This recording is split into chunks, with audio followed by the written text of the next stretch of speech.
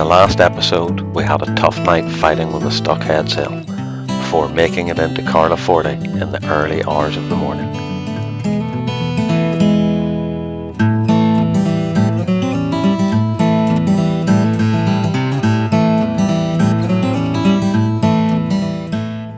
Here is A team, or young team. Well, you know what we need? Team youth. You shave in the shower. That's absolutely. It ain't pretty, but it did work. What we did was untie the sheets, manually wrap the sail as best we could, and then use the spinnaker halyard to wrap round and round and round and round all the way down so it couldn't get away. That worked alright, didn't it? It worked alright. Did work. We have managed to get the head sail down, and turns out there was a sneaky hidden jammer, and we've got the sail down on the deck below us here, which has allowed us to drop the furler. It's rotating fine at this end, so we now know the problem is in this end. We managed to take the whole thing apart, so the problem is inside here. The bearings, I found a little rubber cuff that holds all the bearings in place, and it's corroded away to nothing. So all that trouble and all this work is down to a little rubber ring that has let the bearings come out, and the whole thing's gone off the cock and seized. So at this point I don't think there's anything more we can do. No. Put it back together again, do it the old-fashioned way. Do it the old-fashioned way with some mandrolics, and pull it up and down manually as we need to. So yeah, just a few too many birthdays, I think, is the answer for that one. An awful shame, but there we are. But that's not in a happy place. Yeah. So fingers crossed, that ought to do the job, and now all we need is a bit of wind. So work done for the day. Time for we sit down, relax, and we're meeting a couple of old sort of Carlingford friends, go out for dinner tonight. Following an afternoon spent soaking up the atmosphere, we met up with Terry and Tara, old friends from Carlingford who've been living on the island for a year now, and we all headed out for a great dinner and another late night.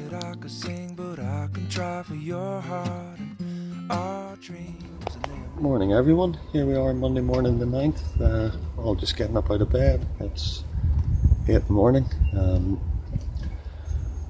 We're just getting ourselves gathered, and then we're off. Bye bye Italy and hello Spain. So weather doesn't look too bad, bit overcast, hopefully get a little bit of breeze, and we're just waiting for the crew to get up and everybody get organised, and off we go.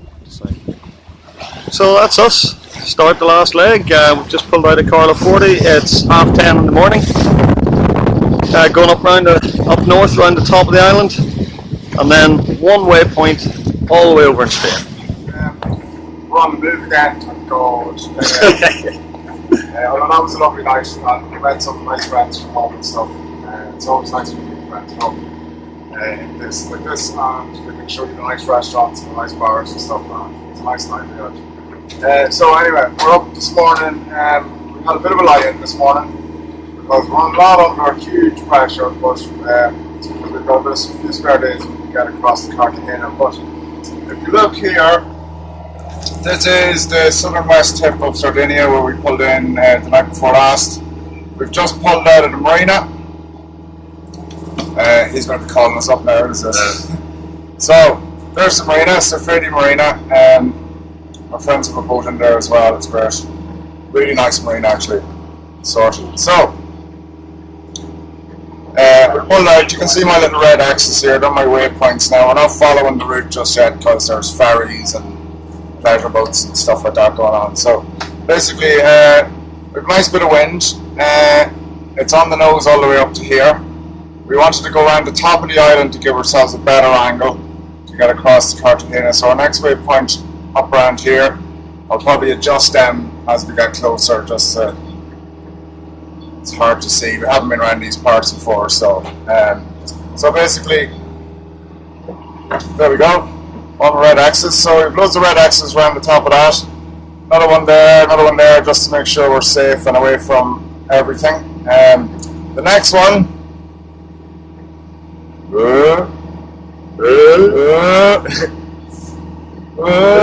I can't even see that. Okay, well, yeah, I did actually. I put one roughly in the middle. So there's the Balearics. So we're doing a straight run across to Cartagena. Next one is Murcia. That's where I'm getting my airplane home. Cartagena, around this little headland in here. It's a good job we've had smartphones for a number of years now, isn't it? So in here to Cartagena. So we're kind of thinking with a nice bit of wind. Any wind we're going to get, I think it's going to be, most of it's going to be on the first day into the first night, and then we'll see what happens after that. But we have a nice wind angle.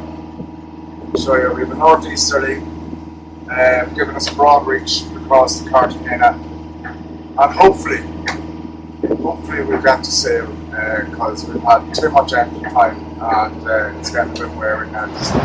That's it. The phone signal's just gone. So that's us for the next few days in Communicado, off grid. The devil's gonna make me a free man. The devil's gonna set me free. The devil's gonna make me a free man. The devil's gonna set me free.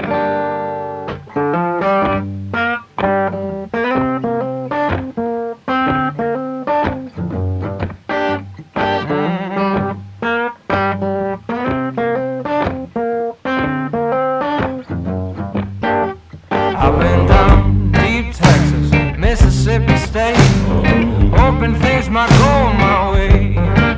For every $100 I made, that stands so hot, man, just to take it away. Some might say I talk loud, see if I can. At last, after a week, we finally got a sail up. I hope it's gonna break this chain. Oh yeah, the devil's gonna make me a free man. The devil's gonna set me free. The devil's gonna make me a free man. The devil's gonna set me free.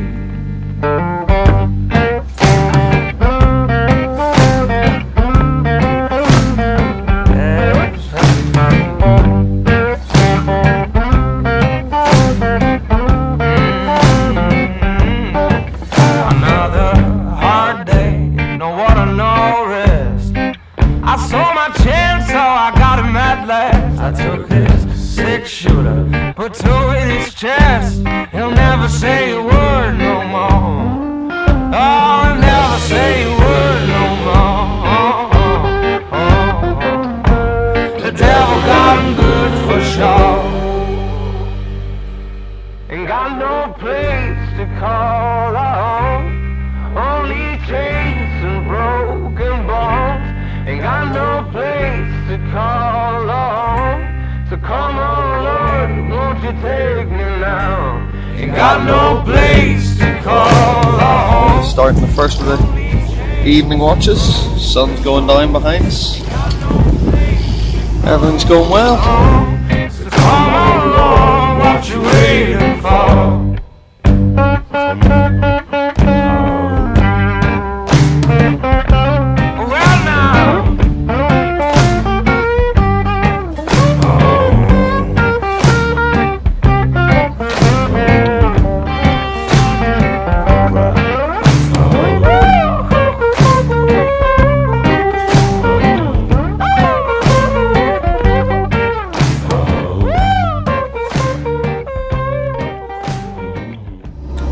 Amount of time that we've been motoring, we don't have enough fuel with us.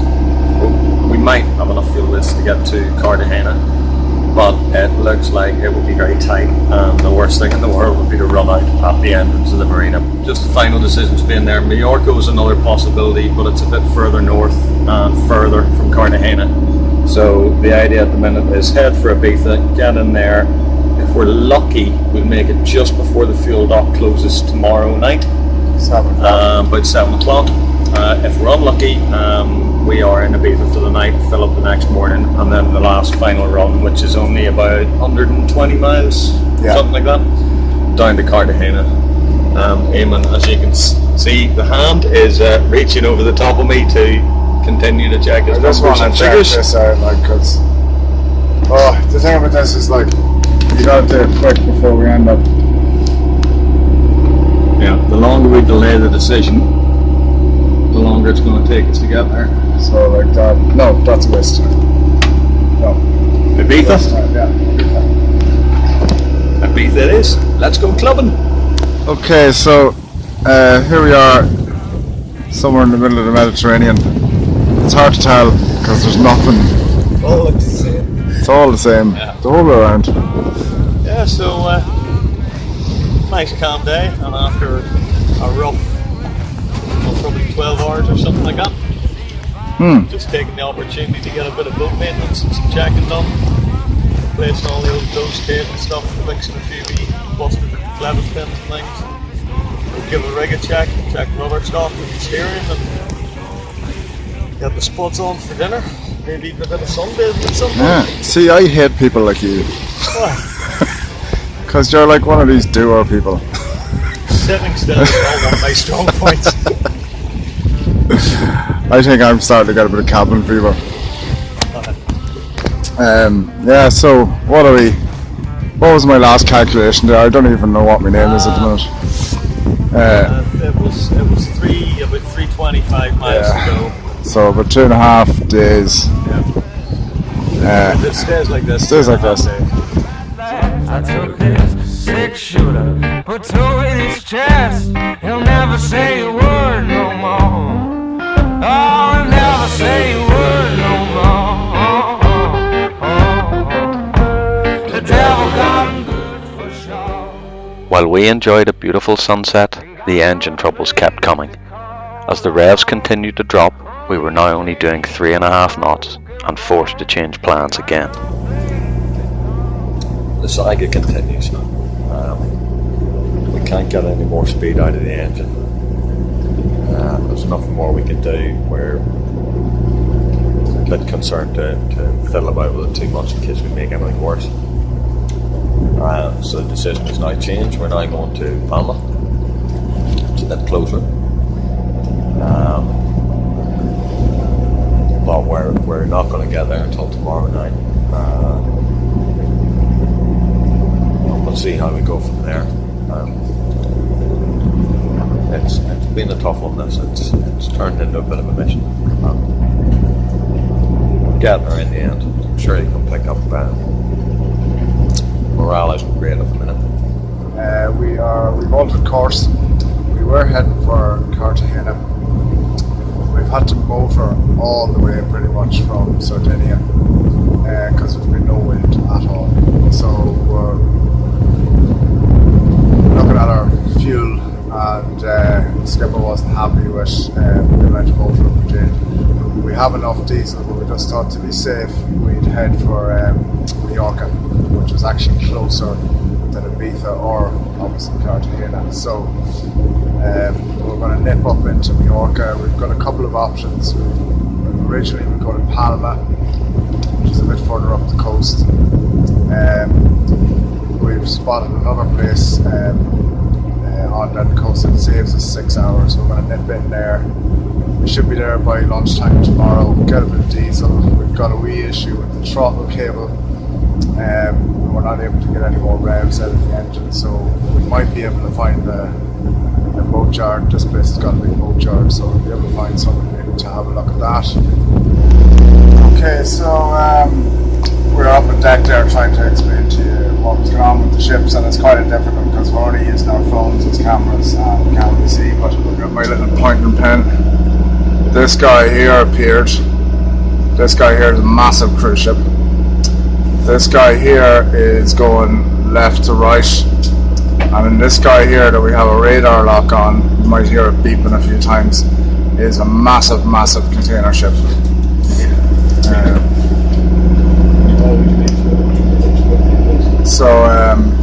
Yeah, they're quite close, but what we've done is you can see our kind of rum line there, which is originally this, and we've come down 10 degrees and 20 degrees, and we weren't necessarily in the way, but we want to make sure that they know that we see them. So what you do is you alter your course, and they've got much more sophisticated radar than us, so they can see that. And so this guy's starting to go past us here now, which is good. A funny moment. Oh yeah, The big fog bank over here, and we're going through a lunar eclipse at the minute. So we got this like blood red moon coming up through the fog. yeah. So we got a slab of just red light, this big orange rectangle of it that suddenly appeared from up. I thought that was a our cruise ship. perspective. Yeah. Very, very close, and we haven't seen it at all. So there was a bit of, Jesus, how did we miss that? Yeah, And there then was radar on as well. Yeah, wasn't there there? was radar. We couldn't get a lock on the moon. Go figure. Yeah. But yeah, we once it popped up above the fog, we realised the mistake. But it's funny to see how the light can play a trick in your eyes when you're trying to get a radar lock and avoid the moon coming up. Yeah. Sunrise is always the nice part of the day. So. What do you reckon, Peter? Do what? To the sunrise. Beautiful. It's nice, isn't it? Although they were saying was red sky at night, shepherds delight, red sky in the morning, shepherds morning. So, Do you know my version of that? really good. We're not shepherds. Red sky at night, shepherd's delight. Red sky in the morning, your barn's on fire. So that's it. The sun is up, and we got a visit from a large pod of dolphins at the same time. Too far away to take photos, but not a bad start to the day. We arrived into Sarapita an hour later and started looking for a mechanic. In the next episode, we get the engine fault diagnosed, say goodbye to several crew members, and Eamon does his favourite job.